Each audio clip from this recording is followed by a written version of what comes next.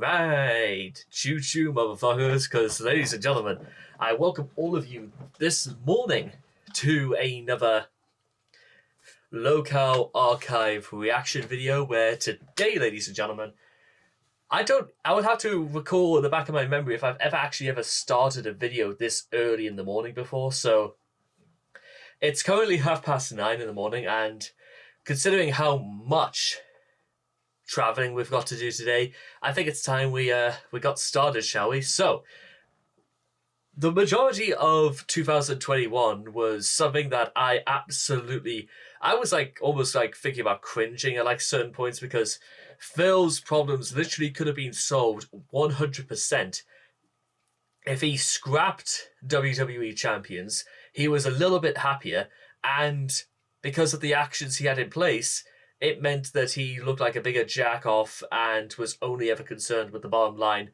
as much as possible.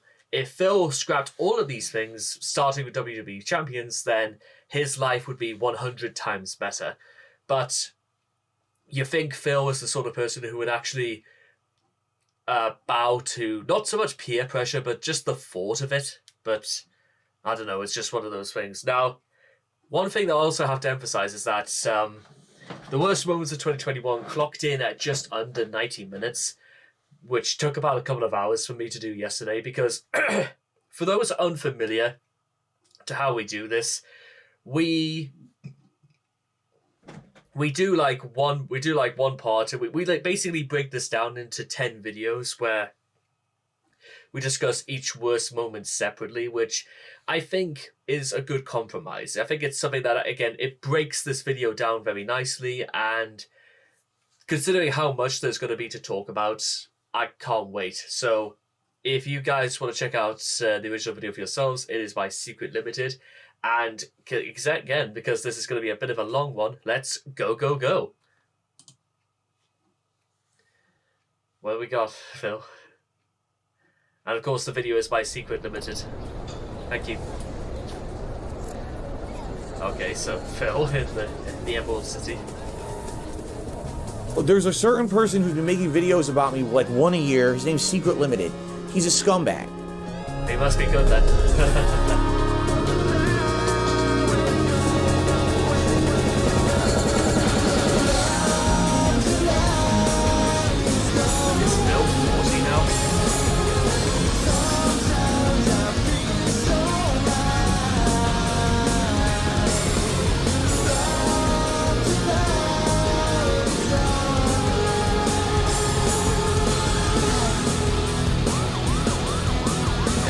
Stupid advice and hats. Worst moments of 2022. Here we go.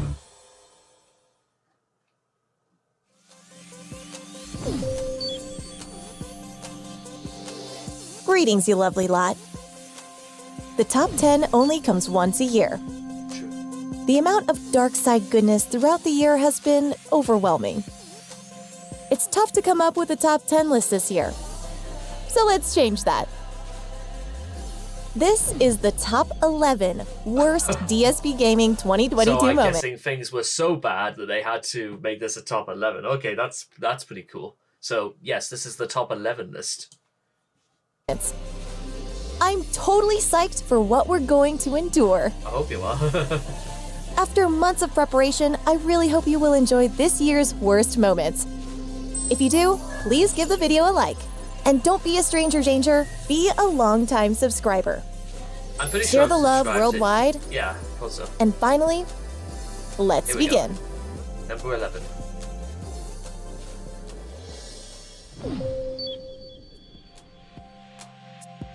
At number 11, we start off with a bit of bad news.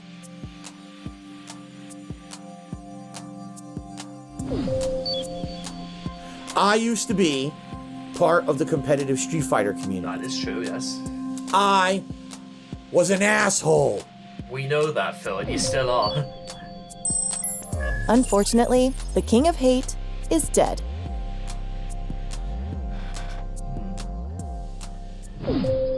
Oh, yes! Hey yo, it's Brittany. How's it going today? This is I absolutely forgot. This was the woman that I actually got in touch with, and we did a short like live, well, like a web chat together. This was the woman that actually told me a little bit about, like, again, what I needed to do to like branch out and to grow and to keep things consistent. So yeah, you could almost say a lot of sort of what inspired the whole of RageCon 3, because a lot of that involves Locale Archive Station as well, comes basically back down to Brittany Gates. I'm not holding her responsible or anything like that. She was basically, but you get the idea anyway. So yeah, by the way, if you are thinking about like doing YouTube as a long-term prospect and you don't quite know where to begin, get in touch with Brittany Gates. She's absolutely like the first point of contact, or at least for those who really are shooting in the dark. Hope everyone is doing well. So I'm back with a new episode of my series, This Is How Not to Run a Business. In this series, I like to analyze business decisions of various content creators across various platforms to see what they're doing incorrectly. So if you want to start your own content creation journey, or maybe you want to start your own business, you know what not to do so you can be successful.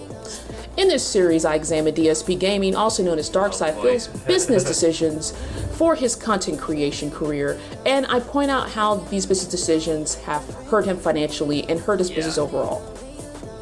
When I hear the King of Hate, I don't think of positive things. I think of actually very negative things, and I don't want to be around you.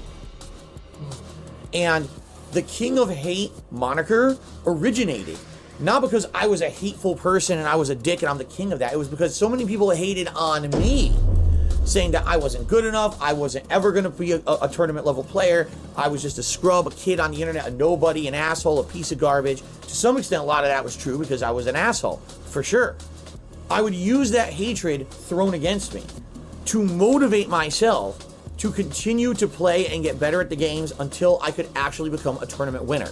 And I did. At what cost though, Phil? The real reason for the hate is because people just have massive disrespect.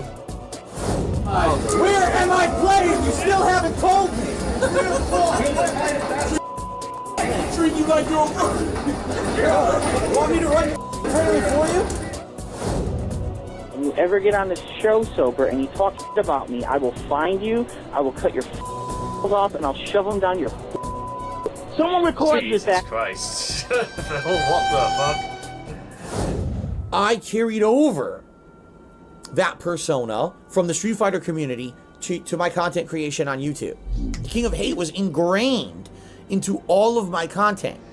The King of Hate vlogs, my vlogging channel is called the King of Hate Vlogs, right? Right. For Phil, his search engine optimization is not very good. His search rankings, when you search for his name, be it DSP Gaming or Darkside Phil, comes with a lot of bad press. Yep. No, I can't partner with anyone. No matter who I would want to partner with or who would want to sponsor me, the trolls will harass them, and then I'll basically lose the sponsorship. You know.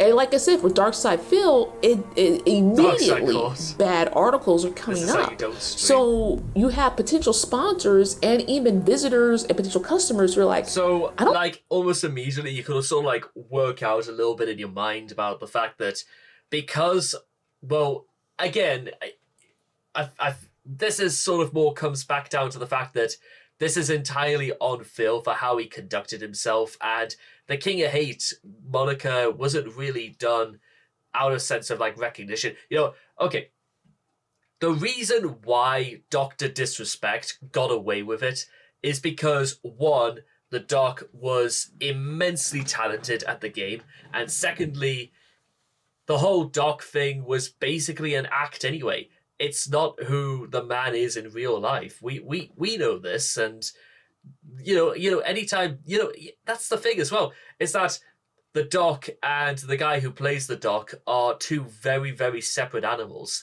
Also, the doc is just funnier, but he's never. With Phil, it's hard to say if one is the other because they're not. They're completely indistinguishable. This is who Phil really is. And when he tries to lean too hard in one direction to say that he isn't, it makes it all the more obvious that the only thing that he really cares about is the fact that people telling him he's wrong. And again, this is a bit more of a... I'm surprised this wasn't like rated a bit higher, to be honest, because this just, again, this is the problem when you're a toxic asshole on the internet with no sense of, you know, no sense of like self-awareness. You don't quite realize, Phil, exactly how bad it can be to be called the King of Hate. It's not really a very positive moniker. I mean, hell, I've been doing this for 5 years now. I don't know what the hell sort of moniker I have, apart from the guy who wears the glasses, but then again, Doug Walker has had that since 2007, so that doesn't really count. I don't know if I want to do business with this guy. I don't know if I want to buy anything or even watch him on YouTube because he has a bad reputation. So, shut the f*** up trying to spread misinformation. That's not what happened. Yeah, that's also a good thing. I'm thoroughly convinced in my mind as well that I would not do business relations with guys like, you know, who've had really, I mean, there's bad reputations, and then there's like, well, Phil is sort of not the sort of person I would describe as having a bad reputation. He is a bad reputation. He's not only a bad reputation for himself, he's a bad reputation for those who associate with him. Even people who try and stick up for him every now and then, which is something that I'm really curious as to why people would do that if they knew the full story. Then, of course, again, you're talking about guys like, you know, James Charles, or that one guy that, you know, I don't remember. God, the thing is, they've been gone from the internet for so long, and to be honest, I just don't think about it anyway, so I wouldn't even begin to know. Like, well, Pokimane is also someone that I don't particularly want to do business with. Probably nothing against her as a person, it's just her decisions and the things that she's unfortunately come out, and it's just... Okay, well, again, there's bad reputation, there's things people I want to associate with that are actually relevant to the things that I do, as well as what can we learn from each other, because it's all like a relation between two partners. It's all like an idea of business type consent. The idea being that, you know, there's an intention to create relations in one way or another that are strictly kept in business, and we keep everything above board, and whatever we learn from the other, you know, again, there's value to be had in any interaction, especially when you want to do well with somebody. And what on earth could I get out of Phil that actually is going to make either our lives better? Apart from things like, you know, what you don't do. That doesn't cut the mustard, because yes, it's important to know if you want to not be in financial ruins, don't do what Phil does, but that's just more on the lines of not doing what he does, so that doesn't really count. I want to watch some home. You go on YouTube. And bear in mind, ladies and gentlemen, Phil lost his Twitch exclusivity partnership contract because of hateful slurs, something that Phil absolutely denies and demands Twitch, you know, rebuke him and give him his partnership back, despite a lot of evidence to the contrary. So, no, I wouldn't want to do that either, because, you know what? Well, who's to say that Phil won't do that sort of shit against me? You know, and then of course there's doxing people because you have to give over personal information just to verify tips through PayPal. Yeah, there's a lot of fucked up again, you just have to sort of like watch through these videos and you realize why trying to start any sort of business or any sort of long-standing relationship with Phil is not a good idea. And I only mean relationship as in like just cordial, or just try to do even like a business relation or something like that. There are perfectly great reasons why you don't do that. Not because I'm saying, you know, don't do it at all costs, but I'm saying don't do it because we know at this point who Phil is sort of a bit better than he knows himself. I can't, dude, they're still there. Seriously. Two little sitting there. Meh. And then they'll cite examples out of context, things that I did 10 years ago or more that I don't do anymore in my content. And they'll say, you see, this is who Phil is. He's a terrible, hateful, awful person. How could he be successful? Yes, they just went in and presented the data to the companies, but you did it first. You created all that. And that's the other thing as well, is that whether Phil wants to say he's moved on from this, the problem is that, Phil, you still did it. That's the thing a lot of people have to understand, is that even if they apologize for like bullying people years ago, the problem is that it still happened. You know what I mean?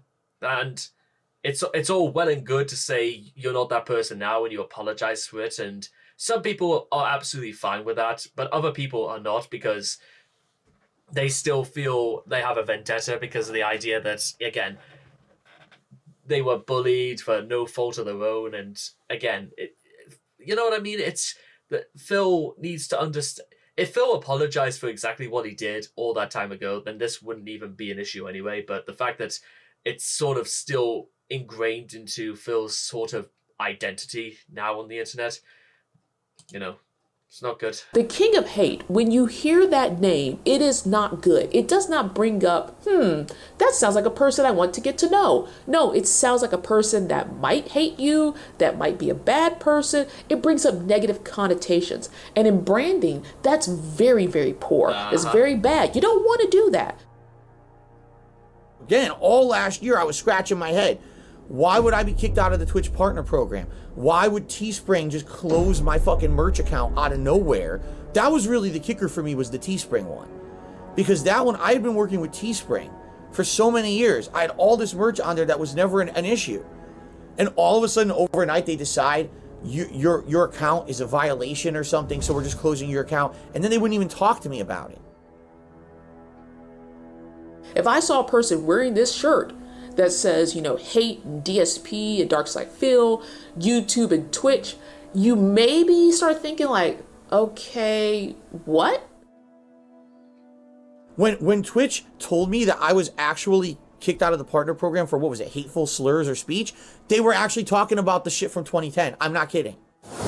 I, the last remaining must exterminate them. Hello.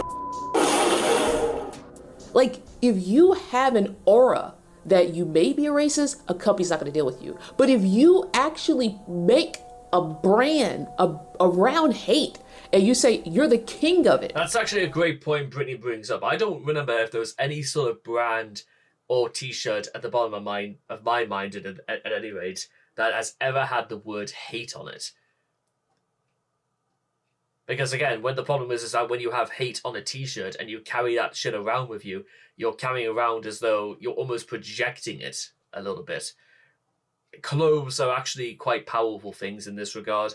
And again, I'm sitting here literally wearing my Kings of the Road to a Motorhead shirt. But them's besides the point. I mean, I freaking love, but I got, you know what, I'll tell you what, because it's actually quite cold and it's actually starting to snow outside. I'm gonna stick my jacket on as well, just to show that I'm not some just scrub who just wears a Motorhead shirt just because I feel like it, but also because I gotta put on my Motorhead leather jacket as well. Now I feel like an actual somebody now. What do you think these companies are gonna do? Exactly. Today, you know, things have changed. I'm not like that anymore. I don't want to be like that anymore. I've grown. I've wizened. You know, I'm an older, smarter guy. Certainly older. And then push it to the internet like that for drama. Fuck him. He's a piece of shit. About the games that they put out, and I hate to say it, it's a xenophobia about games not made in Japan. All right, boys, prepare the slave trade. We're selling it right off for profits. Oh, God. Twitch TV, Teespring, which is now called Spring, Streamlabs, and the like. Any company that treated me like dirt in 2021 because you're just ignorantly stupid, goodbye. You guys are fucking dumb as shit because you actually believe a bunch of bullshit conspiracy theory nonsense on the fucking internet. You're dumb. Who the fuck would want to deal with those companies, right? Really? Who would want to deal with someone who's that gullible and dumb and ignorant? Today, you know, things have changed. I'm not like that anymore. I don't want to be like that anymore. I've grown, I've wizened, you know. I'm an older, smarter guy. Now you're realizing, oh man, what I did in the past, yeah, that could really do damage in the future. And again, there's no statute of limitations on it. Do I even use the King of Hate moniker? No. When do I even reference it or talk about it? Like, never. The only time it ever comes up is when we're doing one of these legacy references, like, oh, the King of Hate vlogs channel, or Phil's website, thekingofhate.com, and shit like that, right? Do not refer to yourself ever again as the King of Hate. I've already explained why. Don't. Anything that says King of Hate, get rid of it. T-shirts, I don't care. Web designs, I don't care. Get rid of it. It is not good for you and your brand.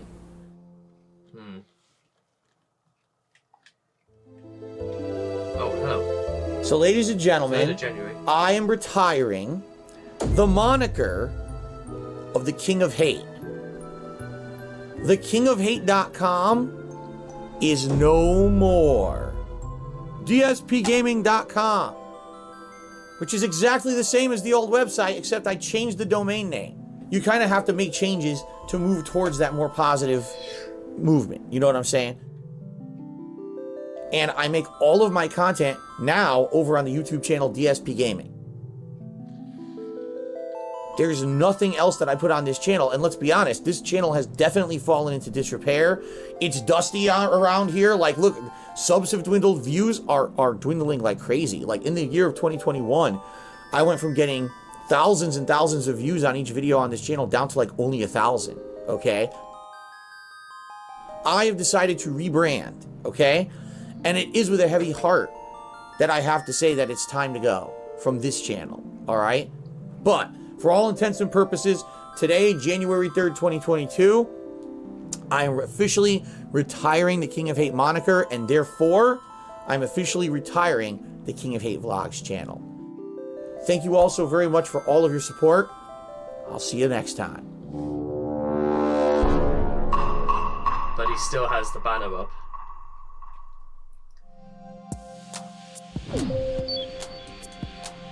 Okay, so that's the end of part 1, and I didn't even think there was going to be that much to talk about with just the first part, but something very, very interesting has just literally crawled into my brain, ladies and gentlemen, and the fact is that this was only the first part. We're technically not even beginning with the top 10 yet, and we've already spent like nearly 30 minutes just talking about ridiculous brands and the fact that Phil doesn't seem to have understood quite yet that how serious his repercussions during that infamous Dead Space video have kind of tainted his reputation for many years to come. How is it even possible? I think it's actually kind of a little bit extraordinary that this sort of thing has happened, and well, that's the start of it. And even Phil said that he retired the vlogs channel almost as though he didn't really want to do it either. I mean, he could have just changed the name, you know what I mean? He didn't need to necessarily stop an entire channel and stuff like that. But yeah, ladies and gentlemen, make sure to subscribe to Brittany Gates, by the way. Absolutely. She will... it was certainly a big help when I was like getting in touch with her back in January. God almighty, I say back in January and we're very nearly in December already. Maybe it's time I got back in touch with her again, actually, just to let her know how things are going. Who knows? We'll have to wait and see about that. So anyway, I hope all of you guys have enjoyed part 1 of the top 10 worst DSP gaming moments of 2022. We technically haven't even begun yet, ladies and gentlemen. This was only part 11. Well, 11 of...